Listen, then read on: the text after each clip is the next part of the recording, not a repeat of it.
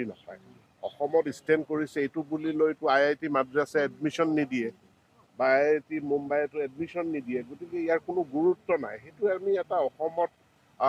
বিশেষ এটা মানে যেনে এটা সামাজিকভাৱে স্বীকৃত কিন্তু কোনো চৰকাৰীভাৱে কোনো বিদ্যায়তনিক ক্ষেত্ৰত ভাৰতবৰ্ষৰ পৃথিৱীৰ কোনো অনুষ্ঠানে এই ষ্টেণ্ডটোক স্বীকৃতি নিদিয়ে গতিকে স্বীকৃতি নিদিয়া বস্তু এটা জীয়াই ৰাখি কি লাভ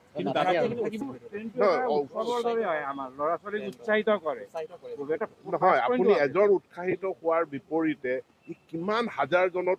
অনুৎসাহিত কৰে কিমান হাজাৰজনক নিৰাশ কৰি দিয়ে কাৰোবাক আনকি এতিয়া যিটো প্ৰৱণতা কাৰোবাক মানে যে আমি আৰু নপঢ়োৱেই কাৰোবাক আত্মহননৰ ফালেও প্ৰেৰিত কৰে গতিকে এজন উৎসাহিত হয় এটা পৰিয়াল উৎসাহিত হয় সেইটোতকৈ কিমান পৰিয়াল অনুৎসাহিত হয় সেইটোতো আমি গুৰুত্ব দিয়া পুৰস্কাৰটো আপুনি দিব লাগিব পুৰস্কাৰ যিটো পুৰস্কাৰ কামত আহে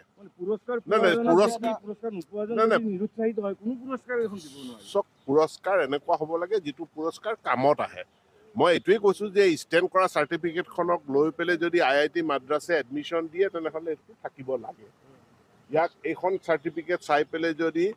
এইমছে এডমিশ্যন দিয়ে তেনেহ'লে থাকিব লাগে যদি এইমছে IIT ইয়াক স্বীকৃতি নিদিয়ে তেনেহ'লে আমি ইয়াক কিয় ৰাখোঁ আমিতো ষ্টেণ্ড কৰাৰ চাৰ্টিফিকেটখন লৈ কোনেও ক'তো চাকৰি নাপায় ষ্টেণ্ড কৰাৰ চাৰ্টিফিকেটখন লৈ পেলাই কোনেও ক'তো নাম ভৰ্তি নাপায় অসমত